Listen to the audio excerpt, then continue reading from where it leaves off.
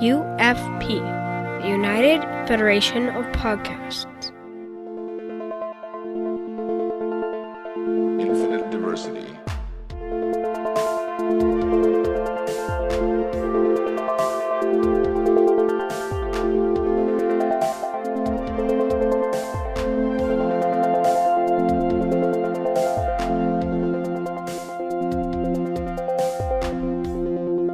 Live long and prosper, and welcome to Infinite Diversity, a Star Trek Universe podcast here on the United Federation of Podcasts Network. I'm your host for today, Chrissie De Clerck-Szilagyi, and joining me are my co-hosts Justin Oser and Brandon Shane Mutala. Justin, how are you today? I guess I'm pretty good, but Chrissie, I haven't seen you since the dawn of time. Where the hell have you been? Finding candy. I need to accessorize with candy. Yeah. I mean, the appropriate response would have been, you just saw me last week, but yeah, it's okay. In our case, not in Reno's case. But yeah, doing pretty good. Happy to talk about this episode. Good. Brandon, how are you? You're not allowed food in here. It's an accessory. Oh, okay. The good thing is that it's black licorice. Okay, so that's awesome that it's black licorice. Real licorice, okay? That cherry-flavored nonsense, that's not licorice. Licorice is a plant. It has a taste. And it's yummy. Anise. Yeah. Mm-hmm. It is. It's very good. I like the cherry flavored one though, too. I think it's interesting, Brandon, like for how I was going to respond, what you had was my alternate in case something else came up. So I think we always zero in on Reno scenes. Yes. Because she's awesome. Yeah. All right. Is she? Yes.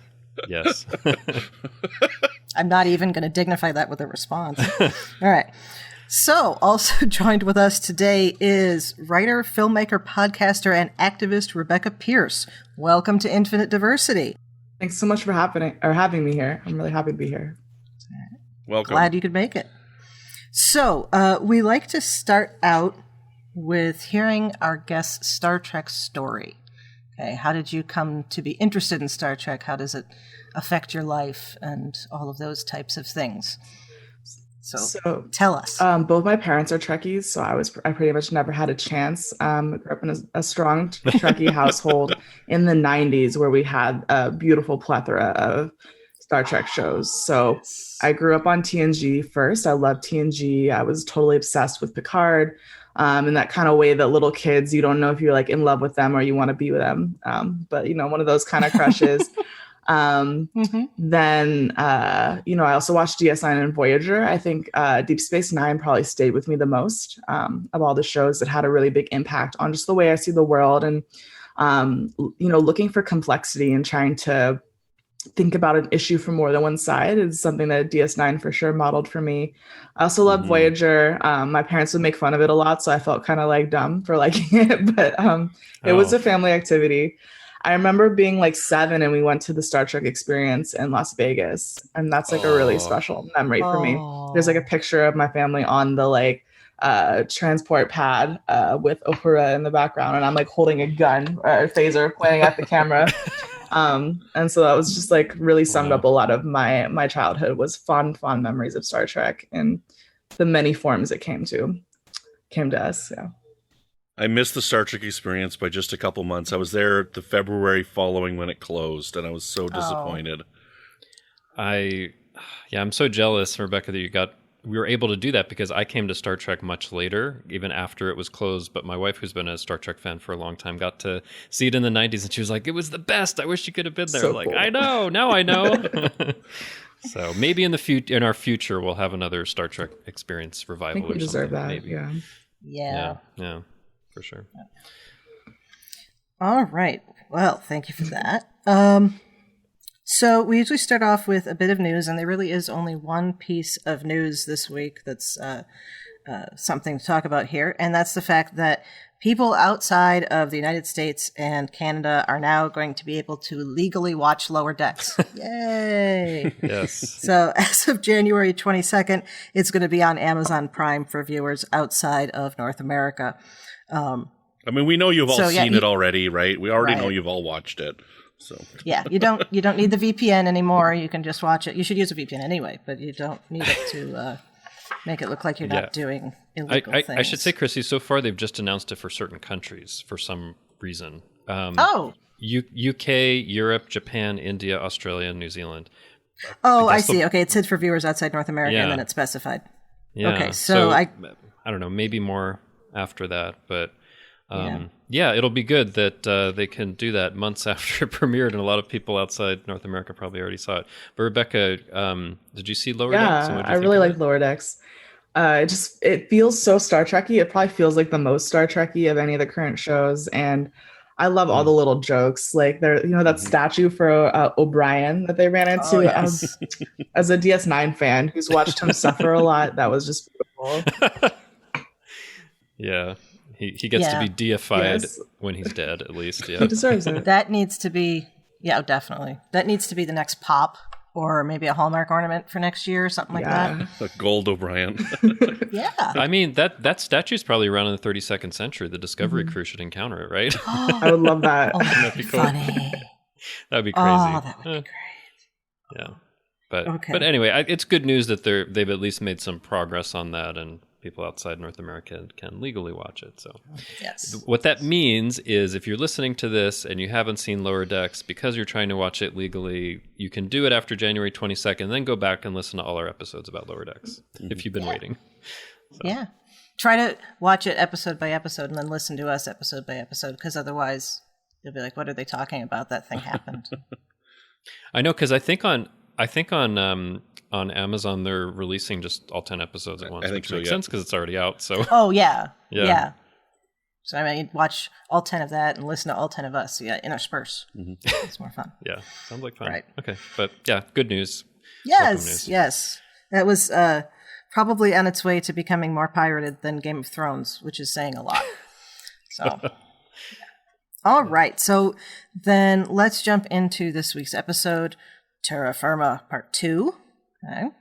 This was an interesting one. We're going to start with Rebecca. What are your initial thoughts about the episode? First impressions? Start with telling us what you think of Discovery overall.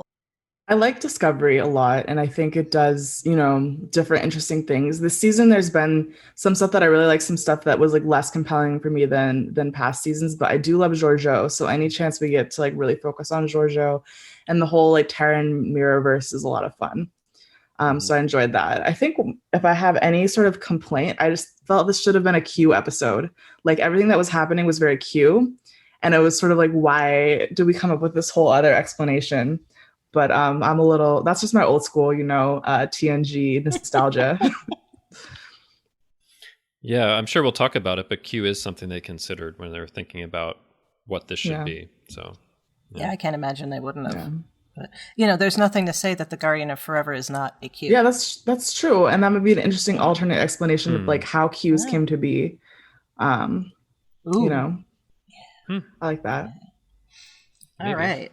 So your first impression of this should have been a Q episode? Personally. Anything else you want to right off the bat? Or shall we jump into? That's my main takeaway. All right. Okay. And not wrong. All right, Brandon, what are your initial thoughts and first impressions of this week's episode? So my first watch of this, I really enjoyed it. I really loved the tone of the episode. The way that it was directed, some of the shots were really, really, really interesting. The music, I think, was really spot on, and I noticed all this stuff on the first watch. But upon multiple rewatches of the show, I ended up being disappointed with this as a finish for this two-parter, and it being in this season on a whole, I'm kind of disappointed in it, because this is now our third episode where we've gotten basically no advancement of the main Byrne plot. And so I find that to be a little frustrating. Like, I loved the episode. I loved the two-parter, but it let me down quite a bit, so I don't know. I'm torn with how I would want to rate it because of that, because it was really good. And Michelle Yeoh is outstanding in this, and after watching this two-parter, like I'm so eager to get to this Section 31 show and watch her lead this show, because she's amazing, and she's at peak Michelle Yeoh in these two episodes. But I'm just let down by these two episodes. I'm just torn. I don't even know. It's so weird.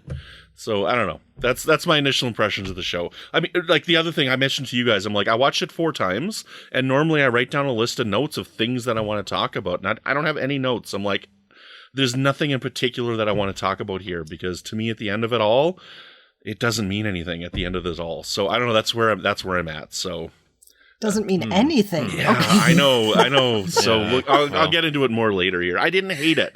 It was really good. So I don't know. It's weird. Well, if nothing else, it sets up the Section 31. I mean, so there's a little thing that it means, right? All right, okay. Justin, your thoughts, if you want to follow that. Well, as won't surprise longtime listeners, I have quite a different take from Brandon. I absolutely love this episode. I feel like it's absolutely essential for the character arc between Giorgio and Burnham that's been going on since the very first moment of the very first episode of Discovery. And what they had going in this episode and the 2-parter was so compelling. I was just thrilled by the whole thing. I thought it was incredible. To me, bringing in the Guardian of Forever was actually better than Q because it's been used less on screen. It's something that we haven't seen as much, and we get to see more of what that's all about. But like, I think I don't have an expectation that just because an episode is in the season, it's going to move the arc of the season as a whole. So I don't have disappointment over that. I'm thrilled with these episodes, and I think they'll get there as far as moving the plot along. But for me, when I look at a particular episode, I'm thinking, does it have the storytelling that's compelling for me? Does it have the character development that I'm looking for? And does it have the messages and meanings that are important to me? And this episode had all 3, almost as much as any Star Trek episode I've ever seen. So for me, this rates very highly for me, and I have a lot to say, even if you don't have anything in your notes, Brandon, because I think we're just valuing different things as far as our expectations of these episodes as part of it. Right. So like, let me go on that. Like, I agree with everything you've said. Okay. I really do. Okay. I really enjoyed this episode, but for me, like they're trying to do this fine dance, and they're trying to tell the story of a season-long arc. And that's what they're doing. They are telling the burn. Okay, well, that's part of what they're doing. That is not the only thing that they're doing at all, and that's fine for me. So I don't know, and that's how television is done. When you're choosing to do a season-long arc, you got to focus on that. I totally disagree. You can do more than one thing. This is an interesting sort of contrast, because with these new Star Trek series, we get much shorter seasons. And so there's less time for the episodic stuff that you're used to. Like, it's very normal in TNG or DS9 or Voyager, or Enterprise, probably. I haven't really watched that much of it, to like have an episode that's just unrelated to the like Dominion War, for example. We get a little flight of fancy somewhere. And I think I do agree that this was very important for like, Giorgio has to reconcile the 2 Michaels in her head. And this is like an episode where she really has to kind of like do that. And like, unfortunately, the Michael from her Terran verse can never be the Michael in the other, in what we consider the primary universe, because of like just the environment she's in. So I thought that was like actually really compelling, and also, connected to these longer plots, like was being discussed. Right. Yeah, like I think this is connected to a 3-season-long arc that's been going on instead of the one that's just within this season. And for me, it's very satisfying to see that. But, so for me, I think it would have been better. I would have had no issue with it had this been a season of episodes where they're just telling individual episodes each time, or had they given us more information to advance the burn. Okay, like out of the last 3 episodes, okay, we got basically in what was it, the Sanctuary? All that we got was that there was a signal. In part 1, all that we got was that there's Kelpians, and we literally did not get anything to advance the burn plot in this episode. I think we did get a couple of things, but again, I think it comes down to expectations. I'm not looking at an episode being like, does that advance the season-long arc? If it doesn't, I'm disappointed. If it does, it's cool. For me, I'm just looking at it in isolation for this episode and saying, does this work for me in terms of the things that I said, the storytelling, the character development, the messages and meanings, and this absolutely did that.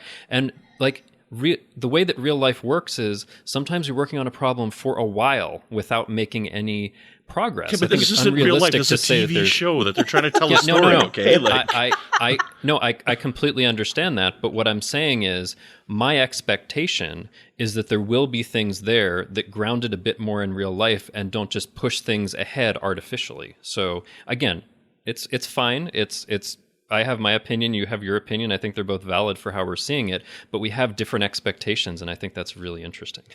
That's all.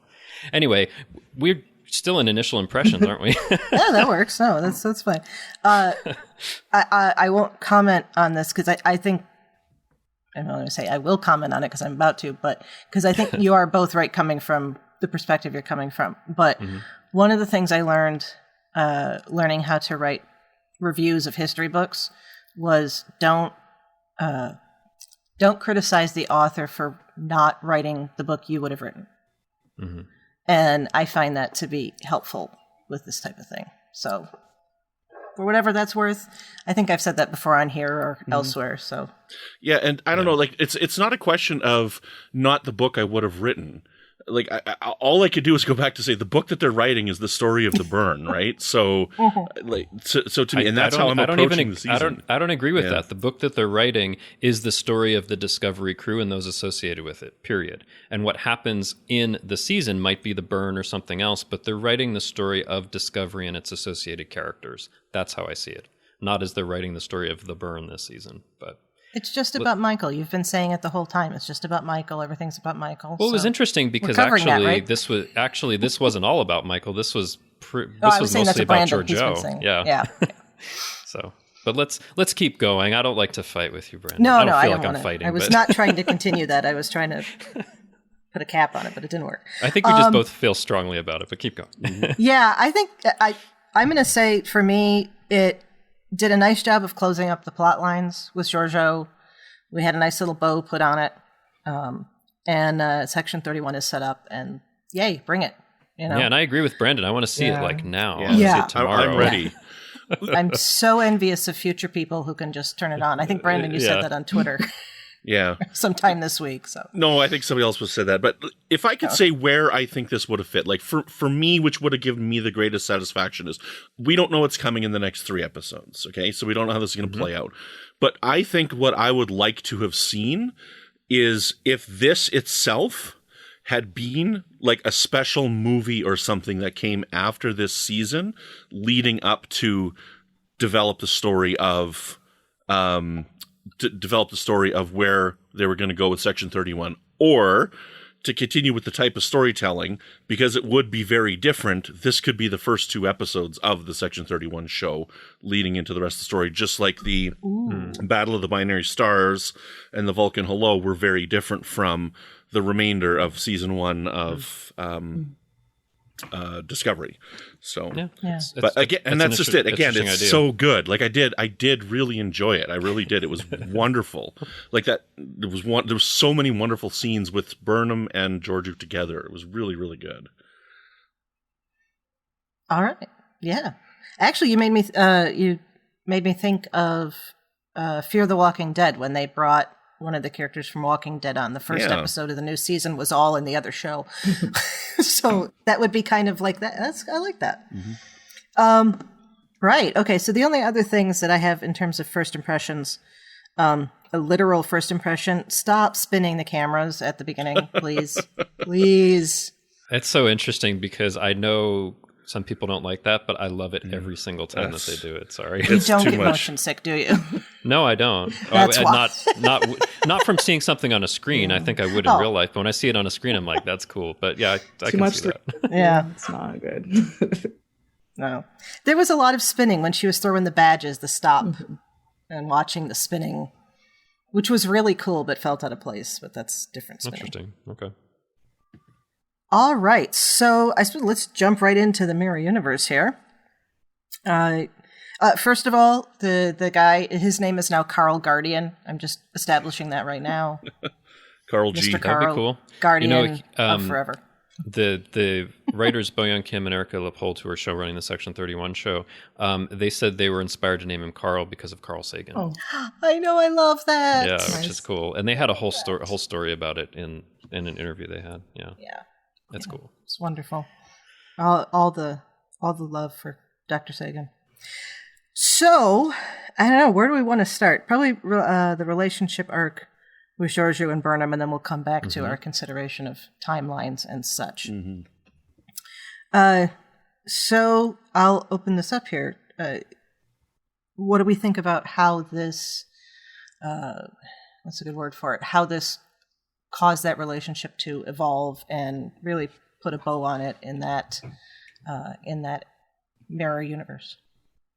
Well, I think, like I was kind of mentioning before, like Giorgio this whole time has sort of been angry at Michael for not being her Michael. That gets expressed over and over again. And then you see this like really, you know, kind of heart-wrenching thing where she goes back to her Michael, and it's, you know, seeing her daughter who's been dead for a long time and has a chance to do things differently. And it just can't end any other way. And really, like, you know, like it just comes down to she can't change the environment overnight. She can't change how she raised Michael overnight. And I thought that was really, but she has changed. Giorgio has changed. And so I thought that was like a really sort of beautiful reflection of like, she doesn't belong with Discovery necessarily, and she doesn't belong in her own universe anymore. And so she has to kind of figure out somewhere else to be. And I thought that was really, you know, interesting and kind of a beautiful way to end that storyline. Yeah. Well, maybe my thoughts, since Brenda didn't have any notes. so like I think the kind of Burnham Giorgio relationship has been one of the most interesting things that I've seen in Star Trek. I mean, it starts out the very first episode of Discovery when you see them trekking through the desert, and of course it's the Prime Giorgio and the Prime Burnham. And I mean, I think you find out later through flashbacks, of course, that Michael had been raised on Vulcan to see things a certain way, and has been kind of mentored by Giorgio on the Shenzhou. So is a real kind of strong mentoring figure and almost like mother figure in that. And you see in that episode, before everything kind of goes haywire, when Giorgio says, "I think you're ready to be a captain at this point." So things are going along well in that relationship. And then this thing happens in those episodes, such that the Prime Giorgio dies and the Prime Burnham goes to prison. So like there's these really big events that happen to them, right? And it feels like such a huge loss for Michael to lose Giorgio, right? And at that point, as you're watching it, you might think, well, that's it. And then they go over to the mirror universe, and you see this mirror Giorgio, who is as kind of brutal and ruthless as we might think to see in the mirror universe, right? But there's something about that I don't know if it's Michael like longing for Giorgio in any form that causes her to bring her over to the Prime universe. And the mirror Giorgio is, I think, very angry about that. Like, you should have let me die and have a glorious death and all that. So that's kind of where she's at that point. Then I think over the course of the last couple of seasons, you saw Giorgio being in Section 31, but also having moments where you could see her soften a little bit or be influenced a little bit.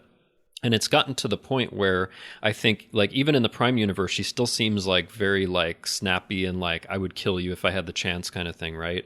But when you see her in the mirror universe, she's almost not quite strong enough when she goes back these last couple episodes for that. She has changed. And I may have said it last week, but I find it so fascinating because usually in the mirror universe, you're seeing that our Prime universe characters are the ones that are trying to make things better, trying to survive in this situation, trying to be better people, right? But it's Giorgio, this mirror character, who's been influenced by the Prime universe characters that is the one that is trying to influence and change things. And there was a lot in this episode that I felt was very inspiring in our world. I think 2020 is kind of a dark time. And I think there was something that was inspiring about seeing someone trying to kind of work against like all that conditioning and all of those things to do something better. And what you see her do for Mira Saru in this episode, I think is incredible, like acknowledging that, you know, they're real people, encouraging them to get past the Vihara and kind of fight for their independence. So I think like that whole arc for Giorgio, which they've kind of gradually done, the Mirror Giorgio over the last couple of seasons, is amazing. And I think, as you were saying, Brandon, like Michelle Yeoh is incredible, and it'd be really interesting to see like where it goes from here. So I was just captivated, and I was thinking about like the whole arc and their whole relationship. And then at the end, I know I'm going on for a while, but no, you're fine. But then at the end, when you see, the Prime Burnham and the Mirror Giorgio, and they're kind of acknowledging like, you actually meant a lot to me, right? Mm-hmm. And I can't still tell with Michael if part of that is just wanting to have some piece of the Prime Giorgio back and being sad about missing that, but I think they've really challenged each other, and they've learned a lot, and they've grown and changed, I think, so much over the course of those years. I think there's just been like a lot of great character development. I love this like relationship and seeing kind of where it's come to. So I think it's great, and I think it's been kind of in the works for a long time, which is wonderful. So yeah. There we go. There's a lot of my thoughts. See, and that relationship is one that I've been having trouble with since it's first happened. Like when they brought Mirror Giorgio over in episode 13 of season 1, mm-hmm. All right, or maybe it was the end of episode 12. I'm not quite sure, but right near the end of season 1 there. Like to me, I didn't understand why she did it, and I didn't buy the explanation that she just was too excited or happy to see another Giorgio. And so she brought her over because she didn't want to let her go. Like, I've always had trouble with that from season 1, right? So, like, I'm on record, the last couple episodes of season 1 have never really worked for me as episodes on a whole. And so that's something that I've struggled with. And I don't know that I buy the closeness of the characters and all these people at this point with the Giorgio that I've been watching over the last year and a half. I don't buy this close bond and these people being so sad and remorseful that she's gone because she's just been so abrasive and difficult to deal with the whole time. Like this whole sequence at the end where they're crying over her departure. Oh, I can tell you what I think about that. It feels false to me. I think for me, it feels real that when someone has died, and effectively she's died for them, right? That you remember things in a way that is maybe more positive or rosy than it actually was because you don't want to speak ill of the dead. So that actually had a ring of truth to me, that they would put it in a way that's more positive than maybe it actually felt while she was alive. Have any of you seen The Last Black Man in San Francisco, that film?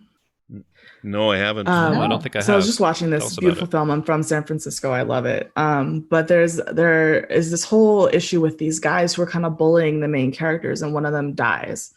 And one of the things that one of the characters says is, just because someone is mean to you doesn't mean you can't enjoy them. And what he's kind of getting at is, I didn't like these guys. They were mean to me, but there were things about them that impacted my life. We did have some good interactions. So I can't just forget that just because I also had bad interactions. And I kind of saw that in the sort of letting go of Giorgio, because they were kind of saying that they didn't like her, that she did things that were, obnoxious or abrasive, but also they had fond memories associated with that nonetheless. And I think it kind of speaks to like this character's power, which is that she is this like anti-hero in a lot of ways, and there's a lot of things not to like, but you can't help but be charmed. And I think that would be true of the people around Giorgio, even as she's being like catty and saying, I would kill you in a second if we were in my place right now, right? There was still something charismatic and enjoyable in her character. So I thought that was actually really a reflection of that kind of duality. Yeah, that's a really interesting way of thinking about it. And actually, like for me as a viewer, I think when I first saw Giorgio, I was like, there's this terrible xenophobic person that basically wants to kill like all non-humans, is how it felt like, right? And then gradually, like with Michelle Yeoh's performance and in little ways, I've grown to feel charmed and really like the character a lot more than I would have thought of for somebody that was probably responsible for, millions of deaths or something like that, right? So there is something that's very charismatic about it. And I would agree with that. Just I love Giorgio. I love the character of the season. How many times have I said Michelle Yeoh has been the spotlight of the episode? Going back to, what was that, episode 2, I think it was, when her first interaction with Linus there. Where was Linus at the thing at the end there? Like, what's going on here? He was shedding in his quarters. So. He was on the other side of the room, on the other side of the camera. Yeah, it's a good question. We need a Linus adventure more than just him shedding or doing funny stuff or transporting places. The biggest disappointment is that it looks like Linus is not going to be on the Section 31 show. Yeah. Well, we don't know how long Saurians live. I mean... Well, maybe we'll talk about it, but I think the show's in the past. But, you mean like he could have been there like... He could be 1,000 years old for all we know. Yeah. Maybe. Yeah. That would be interesting. I mean, what's the longest lived turtle. Isn't there like a 350-year-old tortoise around somewhere? A few hundred There are years. those sharks that are like 300 years old. Yeah. Yeah. It's just We us mammals that break quickly. You have trees that live thousands of years, but they don't have to like physically move as much as we do. So I don't know. No, in fact, that's very bad for them if they do. When they're marching on Yeah, Saruman's tower, actually, they do move a lot. I'm just saying. Yes. The exception that proves the rule. And those are older than any of the other trees. So I love it. Yeah. Okay. Jump fandoms here. So what I found interesting here is it's almost as if Giorgio is trying to mirror Michael what Prime Michael did to her, but it is impossible to do without removing Michael from that environment. Mm-hmm. And I also think that this shows us the relativity of cruelty and the relativity of what people can be like in various places, where in one place an action is cruel, and another place it's perfectly normal on a day-to-day basis. Mm-hmm. And it all depends on how that's put together. So considering how difficult it was for Giorgio to move away from the Terran ideas and to move toward more prime, I guess we could say, ideas. And I think she didn't realize it. Mm-hmm. And so she didn't realize afterward, I think she did understand how difficult that was for her. And I think we're going to see some of her coming to terms with that and dealing with that when we get the new show. But she didn't think about that when she was applying it to Michael. Mm-hmm. That this was a years-long process for her, or at least a year. And for Michael, she's trying to get her to change overnight. Doesn't work. Yeah, I mean, I think the big failing is Giorgio realizing she changed because she went to the Prime Universe and was surrounded by people like that. But she can't do that for the Mirror Michael, who's always going to be surrounded by this environment where it's kind of the strongest person will win. And I think it was interesting in this episode, too, because Giorgio seems like someone who wants to be more compassionate, let's say, to the Kelpians or whatever, but she still recognizes, like, I still have to play by these rules. I still have to make Michael suffer awful torture for weeks. I still have to make her kill other people, like, so it's like she's kind of keeping to some of how she was before, but trying to like work within the rules to keep her power to change things. I thought that was really interesting just to watch. I loved her reasoning. Kelpians are too high in cholesterol and the meat is stringy. And they're too stringy. And I was like, aren't you, Saru? Oh, yeah. Yeah. I'm surprised Michael didn't stringy just kill her for don't that. eat me. I'm definitely very stringy. Yeah. Yeah, I mean, and she has an interesting line here, Giorgio, where I think she's kind of narrating things as things are going along. She says, I wish there were another language you could understand, but here, where strength is power and terror is love, there is no other way to reach you. But she's trying to kind of reason, like, I have to still have some of this cruelty to reach you, but somehow that's going to turn you into the person that I want you to be. And it's kind of tragic because she's working against something that can't possibly succeed. But I think she's learned a lot about herself in the process and who she can possibly be, which I think is really interesting. Mm-hmm. Yeah. Anyway, I just thought the whole part was really compelling, and I loved how those parts were written where Giorgio is kind of narrating things. And I have to say that story that she told about when Michael was a child and the Fireflies, I thought that was just a beautiful like little story that they put together. It was just so evocative. So I think there was just such great writing in this episode that I just connected to a lot. Mm-hmm. Yeah. I think it touched on nature versus nurture, too. Because if we are to assume that the DNA of people in both universes is essentially the same, I know what's-his-face said that they found something. Said that they're a little different. And yeah, the eyes. Don't forget the eyes. The writers did, but we don't forget the eyes. All right.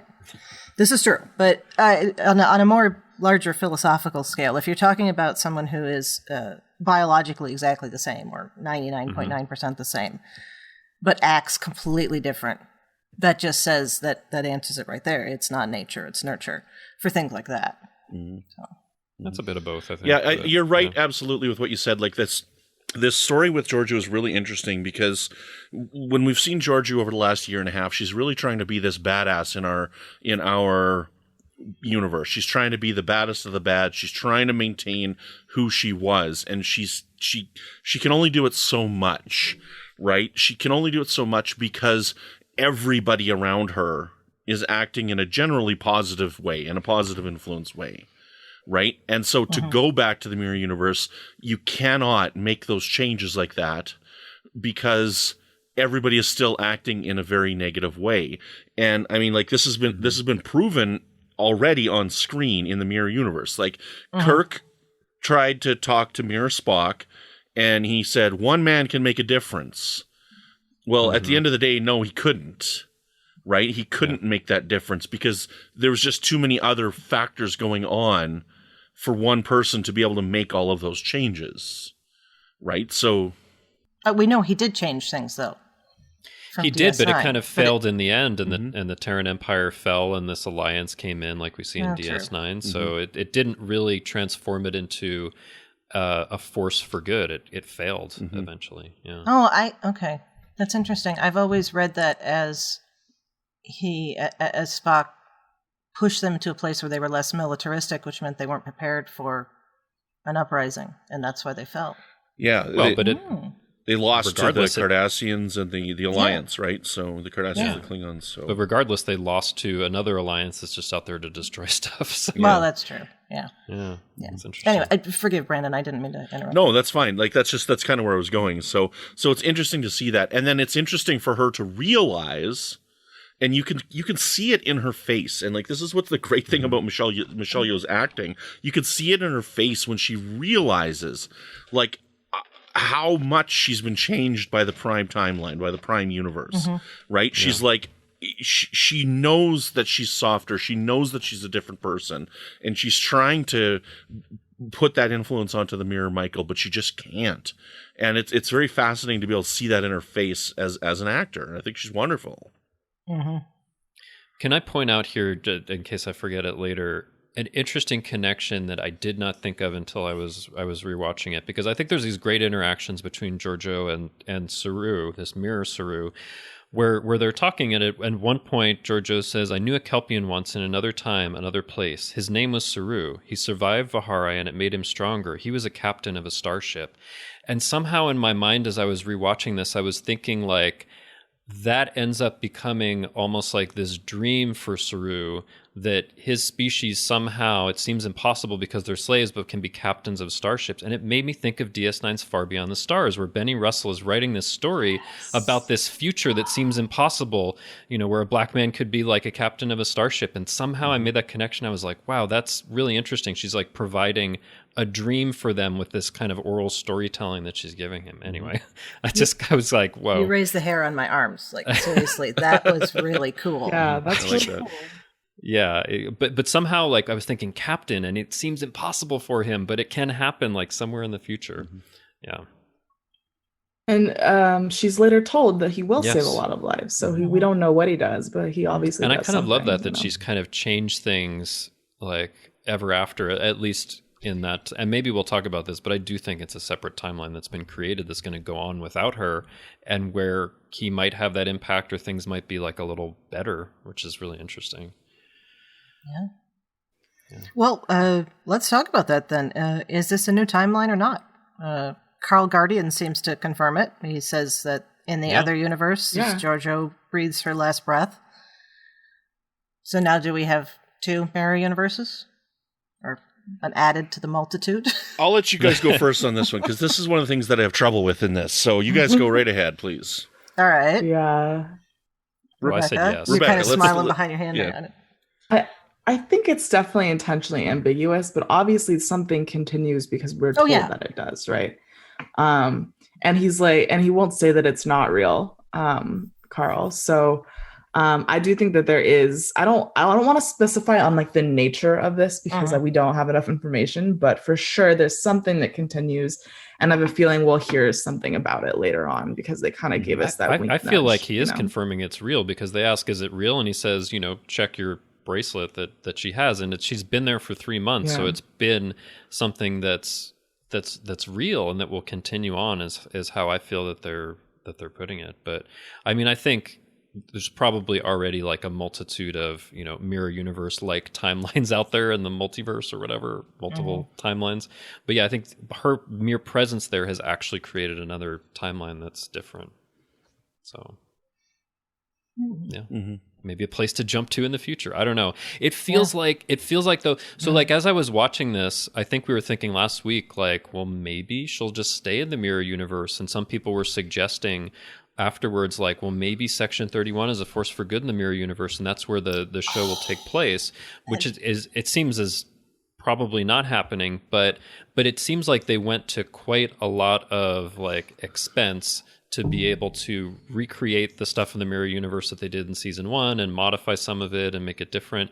I don't know if that's just like, hey, this is just money that we use to launch this other show, or if they plan on going back or something. I don't know. But if they do go back, I'm there. I would love to see that. Oh yeah. But I'm just, I guess I look at this as the way City on the Edge of Forever was. I mean, you can think of that as having created a separate timeline, or you can think of it as just having manipulated the timeline that they were in and then fixing it. Okay. Keeping in mind that, of course, they were all standing around the Guardians, so that was why they weren't affected by it. But it's an interesting, that's one of those big temporal physics philosophy ideas that doesn't have an answer. But, did this overwrite what happened in season 1 or not? I think no.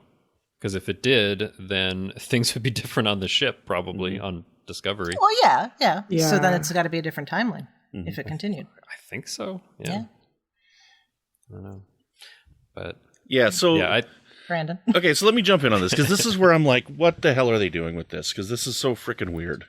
So like, you got to try and figure out what it is that we think as viewers is the mirror universe. What do we think the mirror universe is? And then we got to think, what do the writers think the mirror universe is of this show?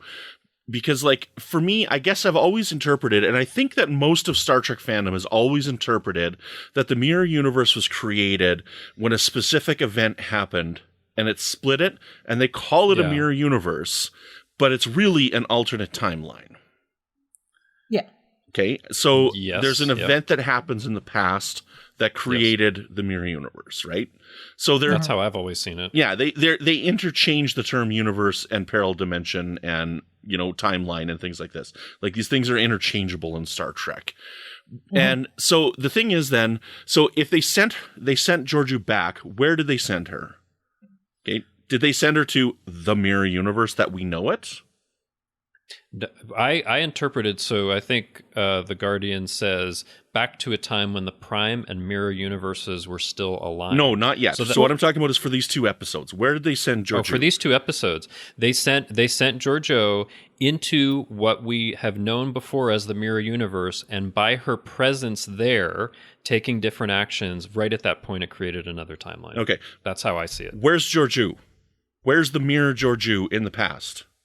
So if they've sent her back... Still living on in that universe. See, I think when you create timelines, it kind of splits off the selves. Like, if this is true for kind of the many worlds kind of interpretation of things, every decision that's made splits things off, and you have kind of innumerable versions of yourself elsewhere, depending on if they're living or not. So, like but it's something that's really hard to get our heads around, because we don't know if this actually happens. So we don't know what really happens, right? Until we actually see it in the real world, we don't know. But I think the idea is that Georgiou in the mirror universe is still there in that other timeline, and the Georgiou that we've been following as the mirror Georgiou that's in the Prime timeline later is in both places at once, because the Guardian can do that, because she's there and also interacting like for a longer period of time. It becomes really complicated, I think. But so that's the thing, right? So did this happen or did this not happen? And I think that's a very important question to ask.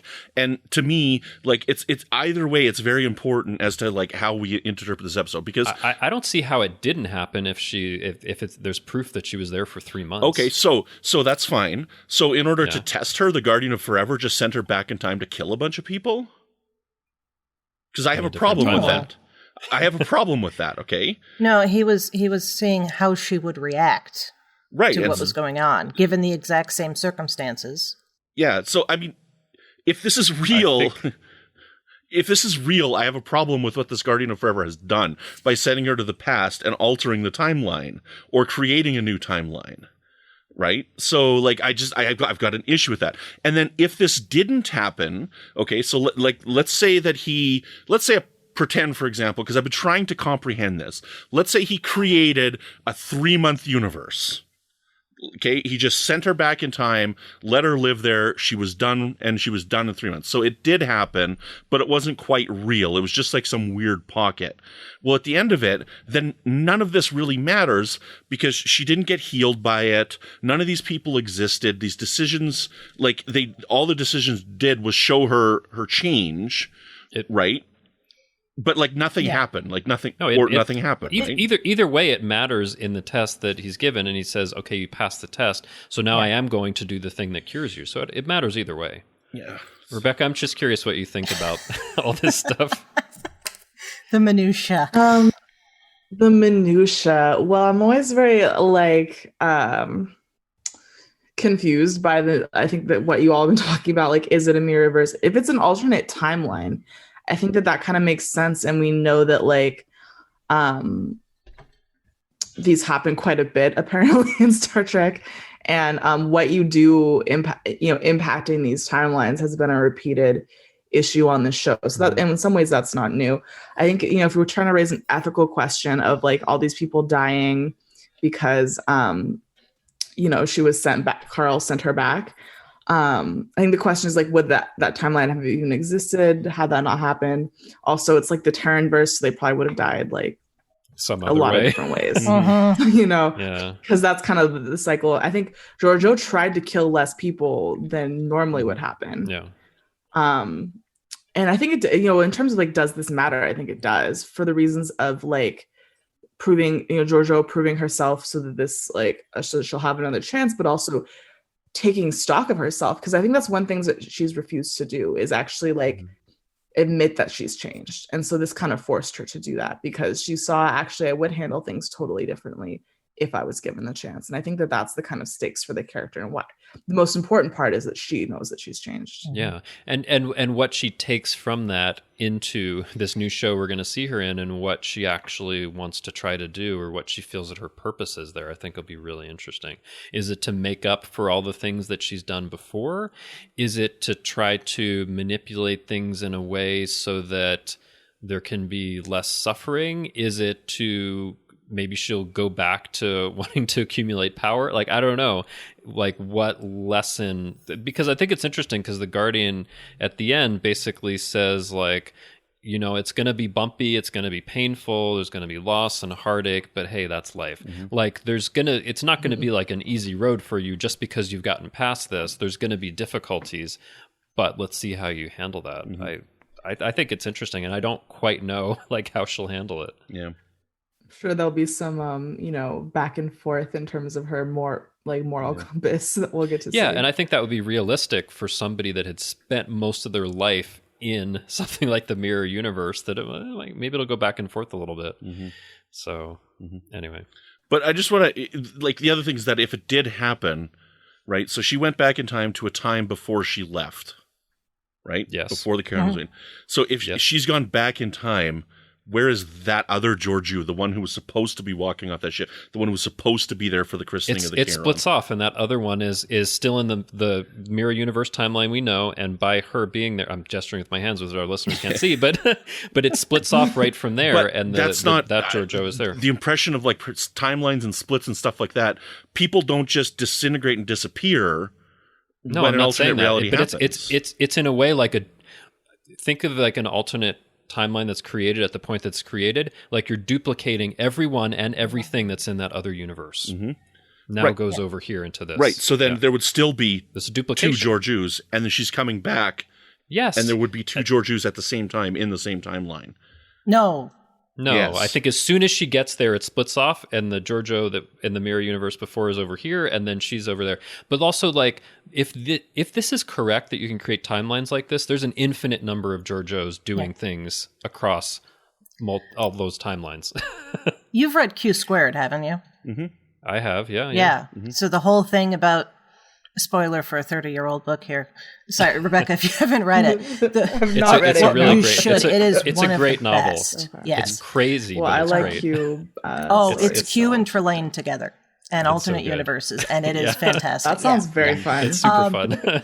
But there's a point at which you find out that one of the characters who is the only one of him in all of the multiverse. Yeah. And he's spent his entire life feeling depressed and alone, and it turns out that's why. So well, he's the only one at that point. Like in all the other timelines, he was already dead. He had died. Yeah. And that's no different from something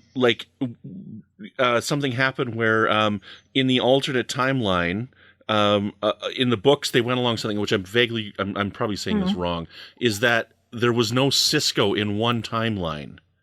Right? If you go into the novel verse, there was one timeline that didn't have a Cisco. Oh, you're talking about the DS9 post-series stuff, where they, that's a different thing. Okay, so so in this, if there is already a Georgiou there and the timeline splits, that Georgiou will be in both timelines. I think I can fix this for you. I doubt it. Maybe. But try, please try. Maybe. Oh, I see what you mean. Did I do see where you're coming from, and so you're going to end up with all these it's kind extras, of like I'm there's so one sorry, in that Rebecca. area and one I am from the so future. But... so sorry that you were on for this discussion. I'm just sorry I don't have more to offer in terms of like Mirrorverse timeline lore. But we're almost making assumptions and arguments based on what we've seen, but it hasn't even been proven that this is what happens in the real world. So we really don't actually There's know how it no works. such thing as time travel. There is no such thing as parallel dimensions and alternate realities. So at the end of the day, it all doesn't matter because it's just TV. So okay, anyways. Vulcan science director. That's right. Yeah, I was Vulcan gonna say. science director is right.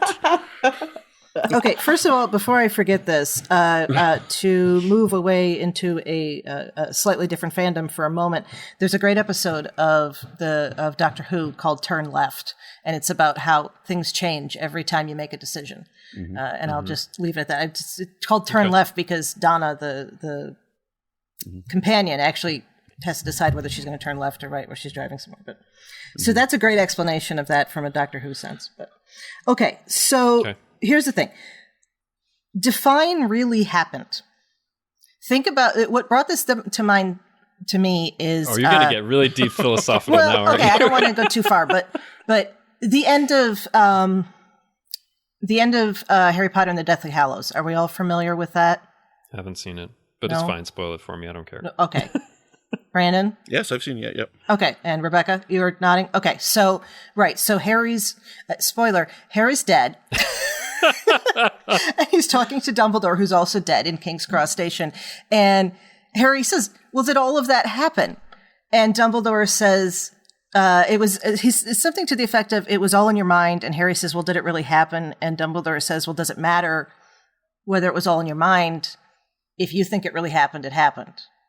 I'm butchering that, I know, but it's the idea. So I'm just going to say, I think it happened as much as is possible for something to happen within a fictional show that isn't really happening. Okay. So. Remember, you're watching a movie about a giant lizard. I come back to that often. Those of you who haven't heard me say it before, I stole it from, well, actually, I got it from my husband who listens to a Godzilla podcast. And anytime they get too deep into the minutia, the host stops and he goes, okay, remember, we're talking about a giant monster. Yes.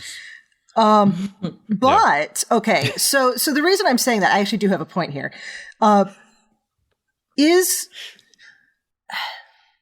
were Picard's experiences on Catan real? Did those really happen?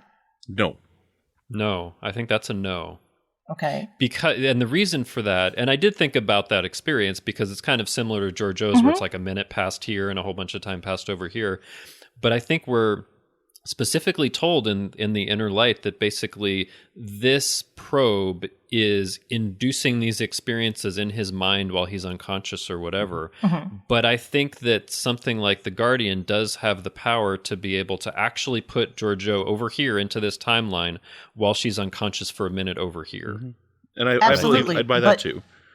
Like Catan didn't happen. O'Brien's prison sentence didn't happen. Yet both things affected them greatly. Okay, because they experienced them. Far Beyond the Stars didn't happen, okay. but also or it did, and that's what we're talking about. It affected them. Or it's the real verse and DS9 and paper. Sorry, I think Far Beyond the Stars is a trickier one. Yes. Yeah. Okay, but the experiences. I'm glad you brought up O'Brien and Hard Time as well, because those experiences were real to the two of them, and they affected how they function for the rest of their life. Yeah, I mean, I think they were real. What does in it mean sense, if something really happened? I see what That's you mean. I'm getting at. So by saying really happen, you're talking about anything that can have influence on us in the real world, but it could be something that's entirely in your head, right? Is that what you're saying? I mean, it's to get to a very basic, a person who's hallucinating. They think that what's going on has really happened, and it could affect their entire life if they're it could totally hallucinating affect them, that there's not a bus coming at them, Right. It could cause them to make decisions that have real consequences. But that doesn't mean it's happening. That's the point, though. It does. Yeah. You just listeners can't tell you smiling when he said that. Like, yeah.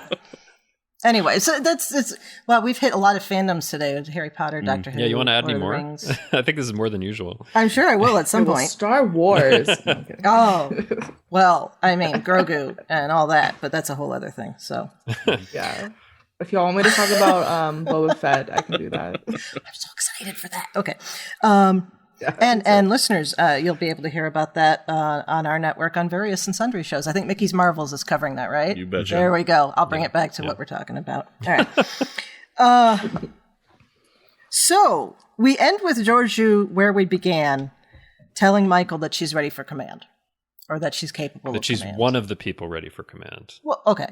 Yes. But Yeah. What did she say? You got the quote there. What did she say?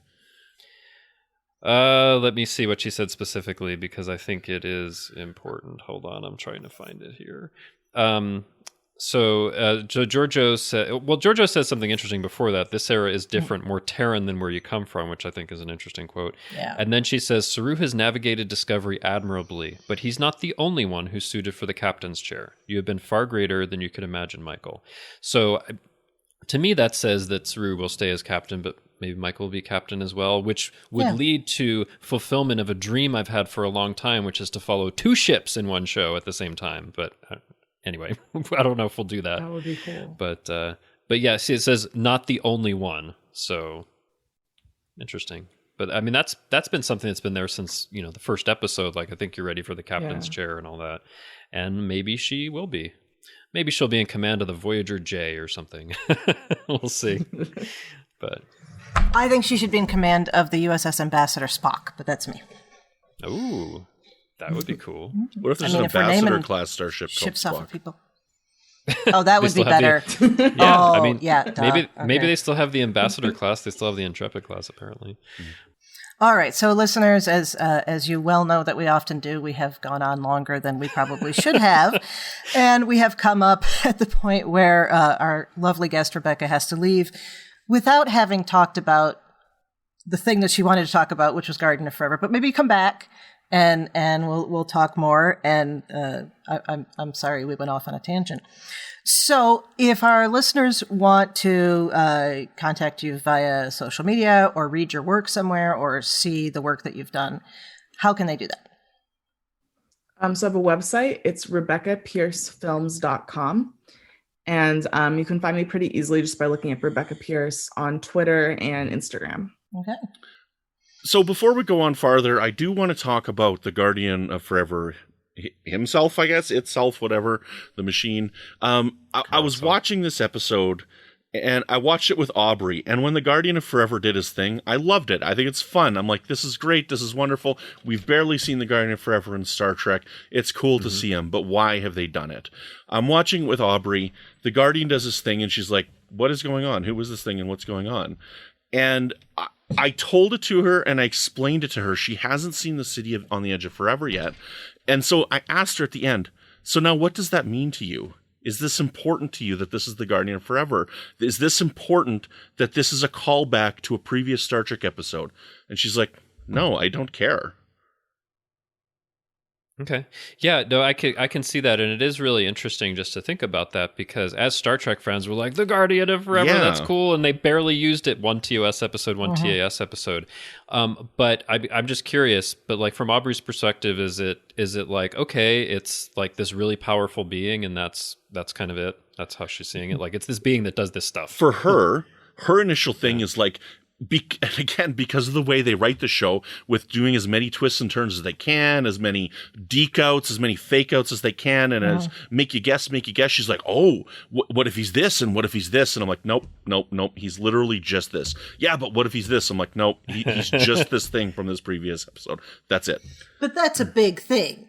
So there's a lot encompassed in that. But to somebody coming into Discovery, this means nothing.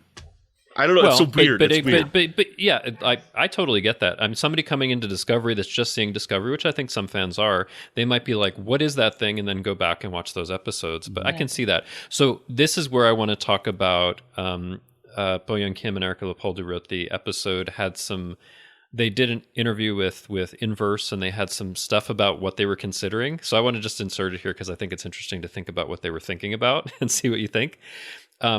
So it says, Discovery writers tell Inverse they wanted the resolution to Georgiou's time sickness to have a timey-wimey solution. This means they considered some other options, including the Next Generation's enigmatic Q or a time weapon that was confiscated during the temporal Cold War. So Burnham and Georgiou were going to beam down to the planet, expecting to find the Guardian, and instead come across a lone house with a garden, not unlike the house in TNG's The Survivors. Its sole occupant, a mysterious gardener, would turn out to be the Guardian, the writers explain. Georgiou was going to live out her final hours there, choosing to have a perfect day with Prime Burnham, and it involves baking an apple pie. I'm just like, that's kind of bizarre. That doesn't work at all. So after that, it said, the team says, we didn't think this pie baking scenario would work because they realized a much larger cathartic story was needed to make the final journey for Georgiou pack a larger punch. And that's where they actually, so they were thinking about the apple pie because Carl Sagan once said, if you wish to make an apple pie from scratch, you must first invent the universe, which is a cool quote. But anyway, I think after that, they were like, okay, we need something that's bigger, and they kind of did what they did. By the way, Brandon, about the snow, so that was an accident. Apparently, they were going to shoot in like this kind of barren place, almost like, and it happened to snow that day, so it's actually an accident that this takes place in the snow. It's a cool happy accident. That's happy cool, accident for sure. But anyway, so they were considering other stuff like Q or some time weapon or something. And interestingly, like when he says like, I am the Guardian of Forever, at first when he said I am, I was like, is that John Delancey's? It couldn't be until so I thought for a second it would be Q. I'm like, what? But like probably, Brandon, would have been more meaningful if it was Q because Aubrey's maybe more familiar with Q? Or I don't know. That's just it. Because Q also, you rely on Next Generation, right? Yeah. So, like, I'm kind of torn on this because I loved, like, that moment hit me in the heart. When as soon as his voice changed. But then when I stop and I think about it too, I'm like, well, why did his voice change? He's just been talking to them for like an hour with his normal voice. Why would he just suddenly change his voice? And Burnham and Georgiou, that's his. I know it's weird, but that's like his big voice that means he's going to destroy the door and turn it into something else. But because Burnham and Georgiou, it just opens up these questions in my mind. Okay, so like Burnham and Georgiou don't know who he is, and they shouldn't. No, they shouldn't. They shouldn't. So then why did he create this fake door, like just this wooden door? Why isn't it just the Guardian? Why don't they come up to it as this rock portal and the whole situation plays out like that? It's to play on fans and to play on fandom, yet in the last episode, they're waving the newspaper in our face saying, take a look at all the secrets we've hid in this newspaper, so we all knew it was the Guardian of Forever anyways. I don't know, like I'm just kind of torn on this.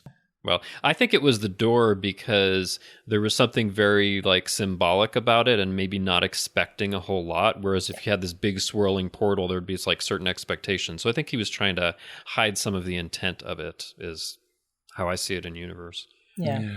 The stone donut, as much as this is going to sound strange, but the stone donut would have been out of place. Whereas having that set up where there's a garden chair and a table and a regular door is still out of place, but somehow it all connects together. I like how kind of bizarre it is. Like there's this door in the middle of this nowhere in the snow. As opposed to you come across what appears to be a natural formation or quasi-natural formation. Yeah. It's not as impactful. You're like, oh, look, there's a big stone circle. Okay. Okay. Maybe. No, I think we should jump into the timeline now too. Okay, so this is really interesting as to like, okay, so where is she going to be going? Like, we have to speculate on this, right? And then this boils down to, again, how do we see and how are the writers seeing the parallel universe and whatnot? So the quote is that they're going to a place when the universes were more aligned. I think he says actually still aligned, not more aligned. I think he says still aligned. Yes. Yeah, still aligned instead of more aligned. So that tells me that they're together and haven't split off yet. Right. I think. So, like, but when you go back, again, you go back on the show, like, this has to be pre-60s, pre-1960s. I'm going to disagree with you on that, actually. So, because I'm going to tell you why. Yeah, okay. But in Enterprise, like, we see the moon landing, and they've got the Terran flag. So that's really interesting because I have always interpreted that episode and that opening sequence in a very different way. So In a Mirror Darkly opens with it's 2063, the Vulcans are coming down, there's Zephram Cochrane and the others, right? Like, and it seems like it's the same as we've seen before, but then, Cochrane tries to... It seems like it's the same because they actually use stuff from the movie. That's why it seems like it's the same. So it's extremely similar. It's meant to be pretty much the same, right? Okay, and from there, Cochrane tries to give the Vulcan salute and he says, the hell with it, I'm just going to shoot you, let's all go on board and all that. For me, when I watched that episode, I thought that is the point at which it diverges and the mirror universe is created. And in those opening titles, when you see like the moon landing, I always took that as Terran Empire propaganda for what actually happened in the past, and it didn't happen that way, and they're getting people to believe something that didn't happen that way. Because it's kind of an odd image they have, because they have the moon, they have the Terran Empire flag, and they have what looks like a 22nd century like EV suit. There's things that seem like weird or out of place, so I always thought of it as like... the Third World War happens as it did. The 20th century happened as it did. They've lost some information, but they're going to claim in the future for the Terran Empire that they were the ones on the moon and that they've always been there, but it's really a lie. That's how I always saw it. So I thought it split off on 2063. So if that's right, then I think of the Section 31 show taking place in the 21st century. So it's definitely the split happened. If that's what they think it is, and that's how I've always interpreted it, is that it's a timeline split. It's definitely before then. Because the decision isn't just like, here's an alien, do I say hello or do I kill it? There has to be a decision that leads up to Not necessarily, because with that interpretation that every single decision you make splits off a timeline, it's him making that different decision than he did that creates the whole new timeline. It's that one thing. There doesn't have to be anything else that leads up to it. I disagree, because all those people are like, board their ship and take everything. One person killing them doesn't make suddenly everybody else want to but I think but I think they're in a really difficult place and they're looking for leadership. And the leadership is either we're going to be peaceful or we're going to go for this. I can kind of see what you're saying, but it is true if for the many worlds interpretation that every single decision splits off a different timeline. And so it could just be that one thing. That's how I've interpreted it. I could be wrong. The writers could see it differently. But I mean, Chrissy, what do you think? Because I think Brent and I are saying some different things about how to interpret this. No, that worked out very well because I had to go look up stuff from one of the books. So I was scrolling through my ebooks while I was talking. Okay, I'm going to go for it starts much earlier because of Die Standing. And there's... There's that, yeah. Yeah, there's stuff in there about... she's talking to Quintilian, and he's talking about the Veneti, and she says, a classic. Caesar annihilated them when he took Britain, but he didn't in our timeline. So that's a difference. Now, are you going to say that's because it's Mirror Caesar? I mean, in order for me to be correct, they would have had to have revisionist history among all of those things, which is maybe difficult to do. True. Okay. If we're going on the propaganda route, then none of it matters. in a way. But if not, then she would have to be thrown to what, like ancient Rome or something like that? Sometime before 44. Which would be a little crazy for it then. But then the problem is, what the hell does that have to do with Section 31? Yeah, see, that's right. just they could abandon that work. concept. They could completely abandon that concept. Like and it was in the book, so it wasn't. Yeah. Like there was an article that came out of Trek movie today that's like Michelle Yeoh hints at a possible Section 31 show, and I tweeted, I'm like, hints at this thing that was announced 2 years ago. They announced it almost 2 years ago. Yeah. Like, what are you hinting at? Oh, you know what? I'm hinting. You know what? Canada's going to be a country soon. Hint, hint. Right. So, I mean, I know it's been one since 1867, but, you know, hint, hint, it's going to happen it's weird soon. that they've gotten like a little cagey about it, because Michelle Yeoh was being interviewed on the Ready Room. It was actually really inspirational and great stuff where she was talking about the messages of the episode, but they didn't even talk anything about Section 31. It's like, we know this thing is coming. Right. Like, just talk about it. So, I don't know. They could completely do a new concept. Like, they're like, oh, Ash Tyler's going to be in this one. They don't have to be. They could realize, they could have put more focus on this since then and say, you know what? We want to refine this storytelling and we're doing this. We do not have to see whatever his face is. Ash Tyler, what's his name? Shazad Latif. We don't have to see him. Latif. I mean, it could also be like, the assumption we're making is he's saying it's when Prime and Mirror were still aligned, so it can't be a different timeline than that's. I don't know what they're going to do. Yeah. Aligned can mean next to each other. It can, yes, absolutely. As opposed to very widely away from each other. You know what? That's really a good point. It could be like, at this point, it was however you measure it's an easy that. hop. We don't know. Yeah. Like it's an easy hop. It stayed that way, and then there was some event that all of a sudden they started diverging more. So you're right. It could be, if we think of it as parallel and not splitting off, that it could be any time that's, I don't know.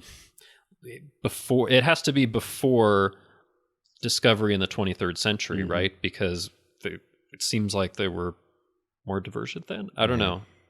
So I had a theory. Now, I don't know how this would play out, okay? But I definitely had a theory. So I wonder if your theory is going to be the same as mine. Yeah, so Bo Yeon Kim tweeted something, okay? And it was an image of like a person reading, what was it? A person reading a paper by a bridge. Reading a newspaper Carl. by a bridge, yeah. It could have been Carl. Let me see if I can water. find the tweet here. What's her name? EXT Space, right? Yeah, I got her. So she tweeted this thing out, and it was right after the episode aired.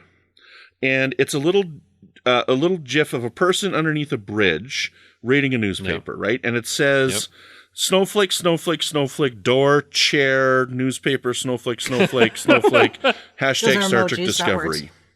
Okay? So fun to read emojis, isn't it? Yeah. So that's all that she wrote. And I'm like, oh my goodness. With this bridge, this is on Earth, my initial thought, and this is nuts, and this is probably not going to happen, is I'm like, what if they tie this into 1960s Gary Seven, Roberta Lincoln? That would be really interesting. Somehow, because, you know, Gene Roddenberry's Assignment Earth was a backdoor pilot for a show that never got made. And I'm like, what if 50 years later, mind-blowing? this like, frickin' here's the show gets made, okay? Like, what if? Now, Gary Seven was portrayed differently in the comics and the books, but the way that I've always, what I understood from the show is that Gary Seven was from that time period, was picked up from Earth, taken to aliens, trained, and then returned to Earth. Well, in later comics and stuff, he's been interpreted to be a time traveler and never ages and blah, blah, blah. I don't know. They're fun, but I don't buy that. So, yeah. So, like, we could get her smack dab in the middle of working with Gary Seven. What if she's ISIS? I don't know.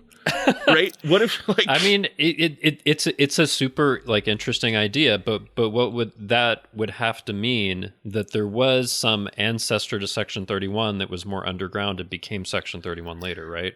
Something like that. No. Here's why. How many times have we been told the name of something as a misdirect?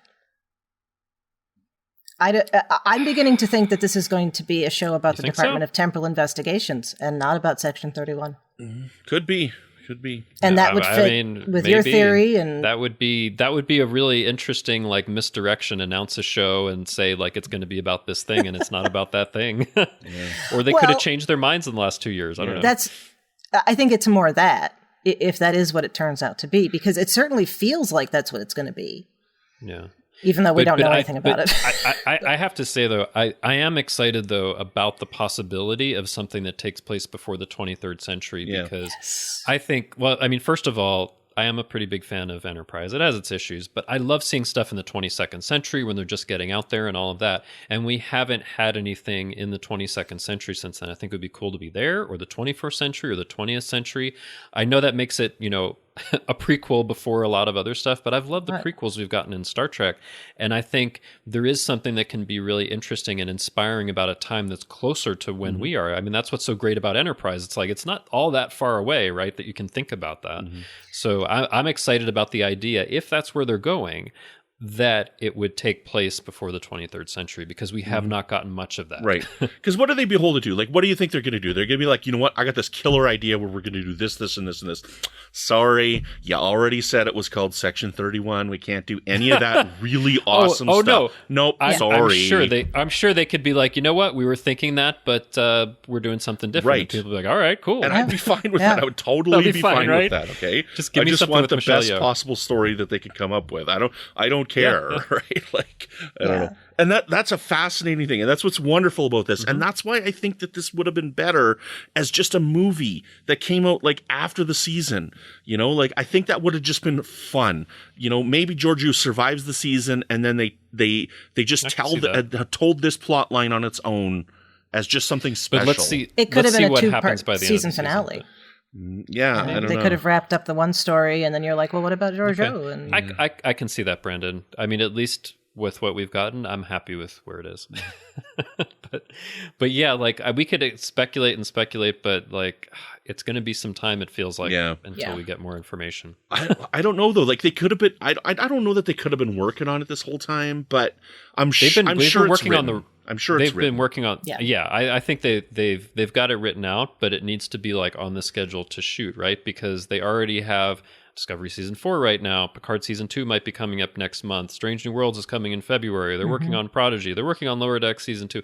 Like, so you have to fit it in there some with all the stuff. Although I think one of the things that did happen, I don't know, maybe it was even a year ago, like CBS actually ran out of space in Pinewood Studios where they had been shooting things for Discovery, and they built a completely new studio like across the way somewhere in Toronto, and I think that's where they're shooting Strange New World. So I think they have like more space to do these things, but like we haven't heard anything about shooting. But what a wonderfully far cry from 1967.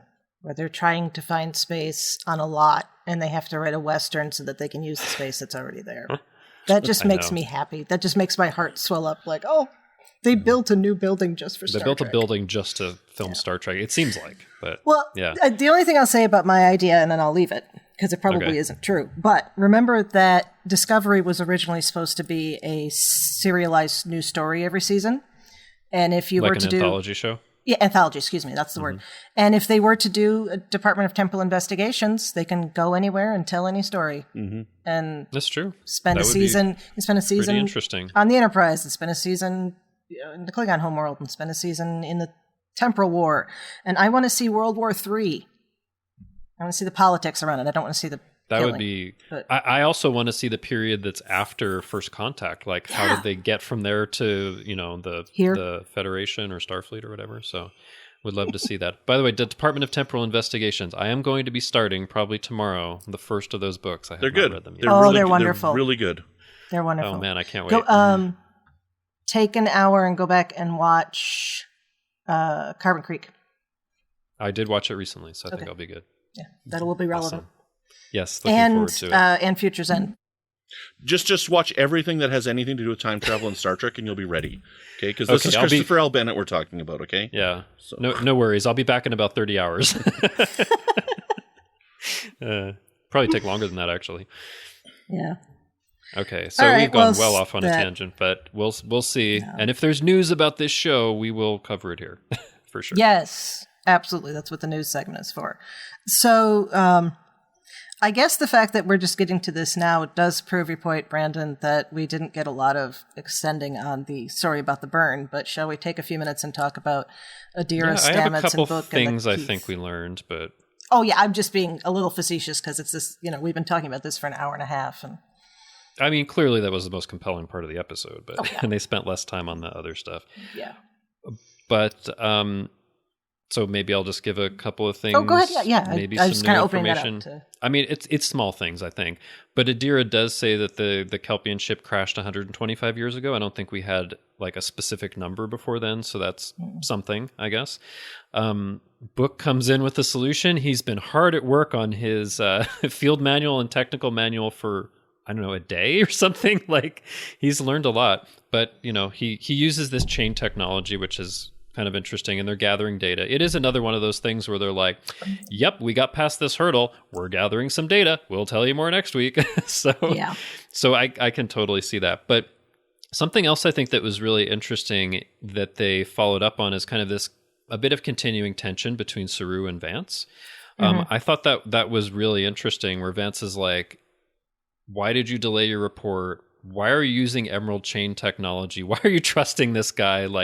But I think Vance actually, I love him as an admiral because I think he's such an interesting character, because he's like, I'm going to point out where I think there are problems, but I'm not going to yell at you or, have a tantrum. I'm not going to be I'm just going to be really calm and be like, Saru, are you sure about that? What about this and this and this? Okay, I'll approve it, but be careful. I don't know. There's just something about him that seems so reasonable compared to some other admirals. I knew that he was going to have a problem with him not telling him about the... You were right, although I don't think it was a huge problem, but he was like, Saru, I don't know, man. Did you not hear that dickish thing he said? Vance was a dick. The lax standards? This is bad even by your lax standards? Yes. Oh, boy. That is he's not happy. I was a little disappointed instead of mad. I was a little surprised by that. I'm surprised even by the low standards I've come to expect of you. Oh, that is a low blow. So yeah, he's a little bit maybe that fits more with he's a little bit in trouble. But I don't know. It'll be interesting to see where things that go fits with more this. In the plot line of Saru's getting kicked out of that chair, I think, man. I don't know. We'll Possibly. see. I don't want to see that, though. Because, I don't either. Saru's my favorite character on the show. Why would I want to see that? But I think that's what they're writing. I don't know, man. We'll see. I don't know. We don't know. We also thought they were writing Burnham resigning from Starfleet, and that didn't happen. So. Yeah. Well, it's because she took off her comm badge. That was an intentional misdirect, because that's always what you do when you resign for a half an hour while you're doing the thing. She's like, you know what? As of this moment, I'm resigning. But then half an hour later, she's like, I'm going to put it back on. I'm going to be okay. Yeah. I did the illegal thing. I wasn't Starfleet at the time. Yeah, that was really interesting. And also Book just basically being like, you know what? You need someone like me who's not part of Starfleet. I changed my theory. Yeah. Book's going to be the captain at the end of the season. Just kidding. Yeah. Ooh. He's going to be a cadet next week, and then commander the week after. And then Tilly will be like, I got to report to you. That is deeply troubling. And she'll say exactly what Stamets said to her. So that'd be funny. So, yeah, I think you're right, Brandon. There wasn't a lot, but I think there were little things that were kind of tantalizing. And based on the preview for next episode, they're definitely going to move that forward a lot more. So yeah. The only thing, if they are angling to move Saru out of the captain's chair, I could see him joining up or dealing with the Kelpians that are on this ship that we're going to find. Assuming I don't. There's one life sign, maybe. I think the preview said there's one life sign. Well, maybe there are others that are masked or something. Yeah. But what are you thinking? Like an exit like Non, where it's like, here's my people, gotta go. Yeah. No. But I don't think I haven't heard anything. Want that. I don't think that's what's going to happen. You know what? But if you're talking about... also we know Saru's in season 4, so he's in there in some capacity. It's just a question of in what way. Who do we know is I hope in he stays as captain? We know that Saru, Burnham, Cronenberg. Yeah, I was going to say Burnham. I'm trying to think. And, do we know that Burnham's there? Do Stamets. We know that Saru's there? We're assuming, right? Because they're filming Discovery. Well, no, I think they've been actually saying hey, we're filming. Okay. Season. Yeah, I don't follow much. They could have had them, either. But that could also be a misdirect, right? Yeah. Psych, I'm not filming, I'm dead. Hey, look, okay, so spoilers for season 2 of House of Cards, okay? So, let's bring in another fandom. Okay, there's a character who dies in the first episode of season 2 of House of Cards. And this person, they took shots throughout the whole season of production and put this person in those shots to misdirect people for the whole year, right? Nice. To the point where if you put in the Blu-ray of season 2, there is fake footage. So if you haven't seen the show and you're just watching on Blu-ray, there's fake footage of this person as a news anchor later on, as if they've been promoted. Okay. And then they die in the first episode. So I've given nothing away if you haven't seen the show, and you know exactly what I'm talking about if you have. So like they can do misdirects. I know it's absolutely true. And I mean, for me, that's part of what makes it exciting. Like I'm maybe not sure and I'm questioning what they might do. So Yeah. Yeah. Well, I will say I think Saru can't win here because Vance does seem to want him to act more independently, but then when he does, he's like, don't do that. So that's what I got out of that. The only thing I hope to see in season 4, I really hope they bring back Javid Iqbal. Like, he was a good actor. When, you know, so. Yes, the real person that played Vogue that wasn't Shazad. Chrissie doesn't remember the fake name they had for the guy that played Vogue. Yeah, they never do misdirects on the show. Sorry, I know it's been that feels like a long time ago. It was a long time ago. At this point, can I ask a couple of questions? No, we're done. Good night. Talk to you next week. Yeah. Okay, a couple of things. So in the episode, we didn't talk about this as much. In the episode, they go to find Lorca. They don't find Lorca. I was a little disappointed, but I was like, you know what? It's a great episode. He's already gone over in the Baran. So, yeah, maybe so. But we've got to see Lorca in some way. Like, where can we see him and when can we see him? Like, maybe the Prime Lorca in Strange New Worlds? I don't know. Yeah. I feel like I keep, like, grappling around, but that was one thing. There was another thing that maybe I missed what was going on, but so they're going along to find Lorca, and they go to Ryza, which must be a terrible place in the mirror universe because there's it's like all one S&M. I think it's a hell planet and nobody's there because there's one spacecraft within 100 light years. I think they said, or something crazy like that. Isn't Ryza like very heavily terraformed and maintained? It is, yes. It is, yeah. yes. So it's terrible. They would have no reason for that. But there was something I didn't quite understand. So I think as they were going there was like a shuttle that came out of the back of the ISS Discovery before they found this guy dug it. I don't know what the hell happened to that shuttle. I didn't notice.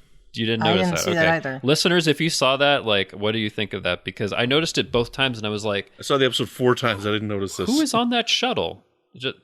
Anyway, just a couple of weird questions. Okay. It was the other mirror, Giorgio. The other Mirror Giorgio, the one. She's in another timeline. Let's not talk about that. Yeah. Okay. So anyway, those are my two things. I don't know what, I think we've talked about a lot of stuff in the episode. One thing I want to bring up, Book defends his use of the Emerald Chain tech by saying that he checked it out and he wouldn't have used it on his own ship if it weren't safe, right? Yeah. But it occurs to me that it's entirely possible that it is still broadcasting his position and that at this point the chain doesn't necessarily want him to be aware of that or doesn't care. You know, they haven't had a reason to go after him, so it looks like they don't know what's going on, but maybe they do. Because I feel like that they're gonna run into Discovery at some point. They're gonna run into Chain. So I think so, but I don't think this thing is broad. Like the sense that I got was this is like a narrow band broadcast directly to this nebula, and you have to be in the line of sight of the nebula between them and Discovery in order to even intercept it at all. Okay, so I read it with Vance's concern. I read as like, hey, you're using this piece of technology, and they'll recognize it as their own through some kind of. Maybe I saw it also as like, hey, there's this other technology. It might screw up your ship. So, yeah, I don't think it's might be broadcasting anything. Because if it was broadcasting something, then why did they go to get his brother to call him to get him to go there to in that useless episode? True. So it's not useless. It's not. None of it's useless. Entirely Brandon. useless. Anyway. Okay, I just bringing that up. Probably nothing, but so shall we go on to canon connections then? The last thing that I want to say is, please, yeah, those main titles were lame. Oh, I love those main titles. So lame. I totally disagree. It's like Thursday last week. They're like, we should do something cool and like do something weird. Let's make it blue and reverse it and upside down. I think it takes more work to do that. Okay, so I loved it because like it was a surprise for me, and I really liked seeing it in a different color, a different perspective. And I know it was upside down, but I felt like that was us kind of like looking in a mirror toward the mirror universe. I loved it. I thought it was fantastic. So that's just me. I know you didn't like it. I thought it was okay. I think it would have been better if they'd used like a photograph negative, but that's me. Okay, I loved it. Anyway, but it is kind of a callback to In a Mirror Darkly where they It change is. the credits. And in that way, it's nicely done. Yeah. All right, Okay, so That was one of them. canon connections. Yeah, there are a few here. So the monitor where Giorgio is watching Burnham effectively being tortured, it does have a resemblance to the Tantalus field device from Mirror Mirror. Mm-hmm. So that was a nice connection. When they're talking about this coalition that is against the Terran Empire, they mention Denobulans, which I think Trekcore is saying is the first mention of Denobulans since Enterprise. So that's cool. Nice. I guess at least on the series. I don't know if there was a mention in one of the movies or something, but I think in the series, because I don't think in Discovery there's been another mention of Denobulans. I don't think there was in Picard or Lower Decks. I think anyway. I feel like there was one in Lower Decks, but maybe there was live action then. Yeah. So Ryza has rings. I don't think it does in the Prime universe, so that's a little different. Part of the terraforming. Yeah. So Lorca's alias is Vicar, which Giorgio says means substitute, and I think Trekcore felt like that was a reference to Lorca's role as a secret Mirror Universe replacement for Lorca, like he was the substitute for the Prime Lorca. Yeah. I guess it kind of makes sense. So the alliance that they talk about that includes Romulans, Tellarites, Klingons, Andorians, etc. It seems similar to the alliance that Mirror Voke is leading, the Firewolf in when you see the Mirror Universe in season 1. When Michael comes in to see Giorgio and has said like, okay, I'm going to be loyal to you. That jumpsuit she's wearing is pretty similar to the kind of prison jumpsuit. I think it's a different color, but similar to the prison jumpsuit that the Prime Burnham wore in season 1. It was yellow in the season 1. Was it yellow? And this one was like kind of dark bluish. Yeah. So when Reno comes in and we were making fun of, her chewing licorice and all that, she says that she's upgraded them to polaric warp conduits, which are the, very volatile conduits seen in the Voyager episode time and again. The one where the people are wearing the candy corn shirts. That one. Oh, that's right. So yeah, she thinks that's good technology. Hopefully that works. Let's see. I think, Brendan, you said this time in the newspaper as well, they referenced the Takan Empire, right? So I think, as we mentioned for the Guardian of Forever, where they actually use the archival footage of the voice actor from City on the Edge of Forever. So that's someone named Bart LaRue, who actually did a few other things on the original series. You saw his face when he appeared as a faux Roman newscaster in Bread and Circuses. He was an Ecosian in Patterns of Force. Let's see. He was the voice of Trelane's father in The Squire of Gothos. He was that kind of rock creature in Savage Curtain. What else? And he was one of the disembodied providers and gamesters of Triskelion. So they used his voice a lot in TOS, a lot more than I thought. So does that cover it? You're saying after each one. Does that cover it, you think? I think so, yeah. But I just remember, because now when you say it, I'm like, yep, that's his voice. Yep, it sounds like his voice. Yeah, Yarnik is my favorite. Yep, Yarnik out of those is my favorite. That's Yarnik, that's it. Yeah, I think there were actually quite a few connections, which is cool, and I think that covers it. Yes. Yeah. All right. Well, I don't have a history corner. You know what? If it takes place, if the Section 31 or whatever it is show takes place in some past era, like the 1960s, you might have a lot of history corners. Oh, I would love that. They might be referencing. Love that. And you know what? If it does take place in the 60s, I want to see someone watching the original series inside the show. Wouldn't that be a crazy meta thing? Anyway, maybe it won't happen. But. That would work. No. Instead of Lucy's on, it's like Kirk and Spock are on. Maybe. Okay, sorry. I could see that. Maybe that wouldn't be good. No, that would be. They would just make it. They could do something to make it slightly different, so that, like, if you're just glancing at it, it looks like it's Star Trek, but it turns out it's something else. They all have the bright colored clothes. Galaxy Quest, the TV show. There you go. There you go. There you go. Oh boy! That'd be good. All right. Do we have any final thoughts, or is this, as often happens, have we thought it out? I'm spent. But the only final thought I will give, I know we disagreed a lot, Brendan, but I do always appreciate your perspective because it's often so different from mine. It's just so interesting to hear that and to see where you're coming from and all of that. So appreciate that. So thank you. Thank you. And I appreciate your thoughts too. Yes, I know that we come at things from different things, but I think that's the good thing about this is because there are definitely people who see what you see, and there's definitely people who see what I see that listen to this show, right? So like, and there's definitely people like Chrissie who are in the middle. No, there's nobody like Chrissie. Chrissie's unique and she's perfect. She's that one.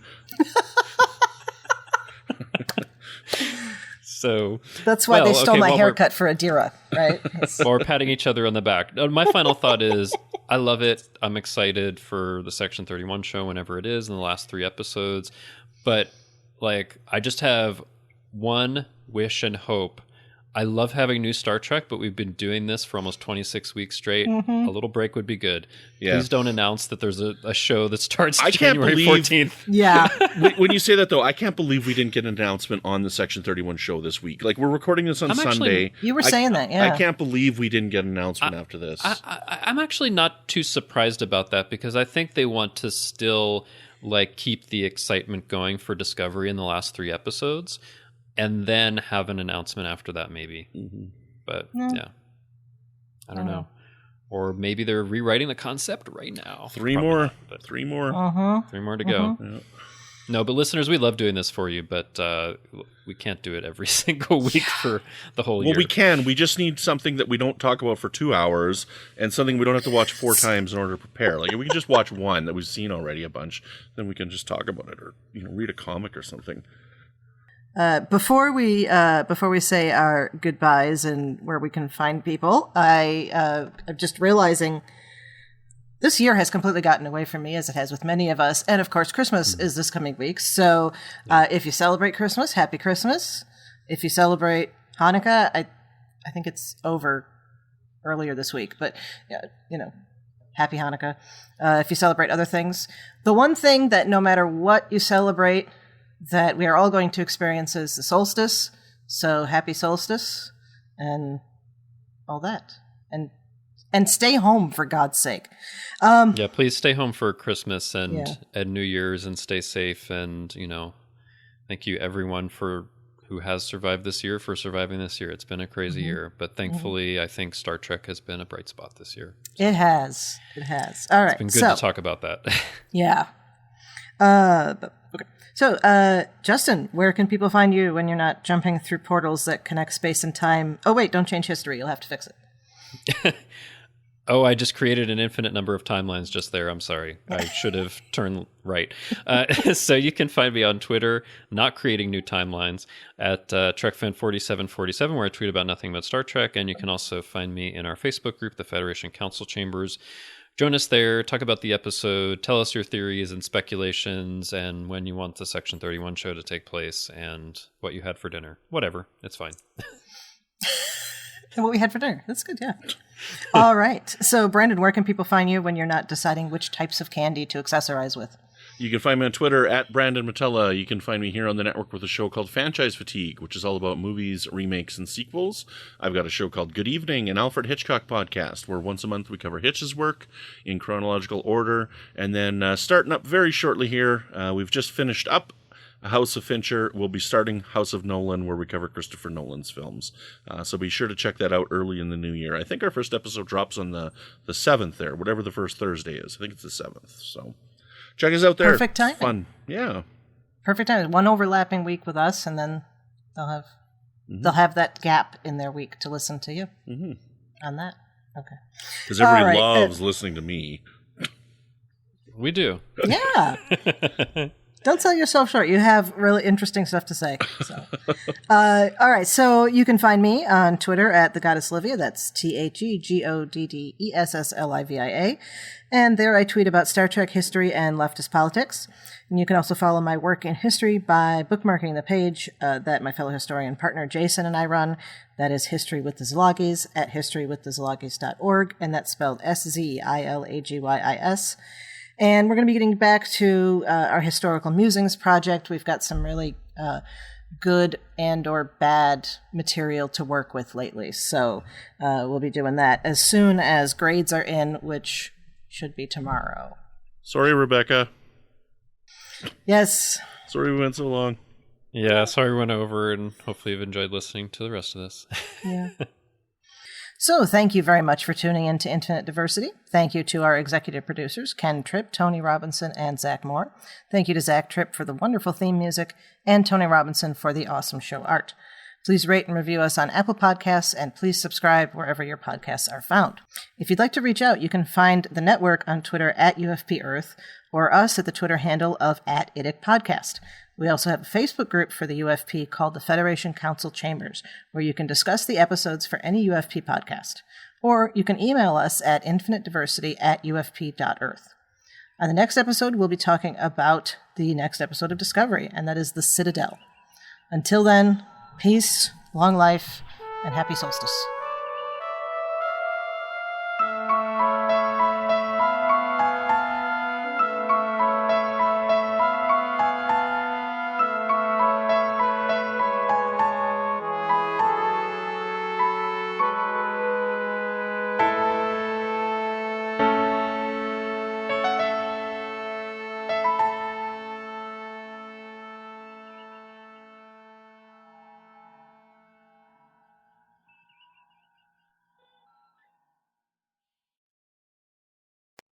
Okay, let's then, you know what? For the, 30 something, no, it'll be more. For the other, 51 weeks of the year next year, we'll just talk Golden Girls every week. I don't think it requires that much rewatching. Oh my God. No, this is Star Trek, not Golden Girls. Okay. The Mirror Golden Girls. Mirror Golden Girls. Okay. We've gone too far. Anyway. Oh, and we start a new podcast for the thoughts. time when that's not. Okay. Yes. I think we've gotten slap happy. That. Yep. We get to a point where we don't know when to end. I think we're getting to that point. Yes, we're good at that. It's what is that, the Midwestern thing where you say you're going to leave and then 20 minutes later you're still talking at the door. Yeah.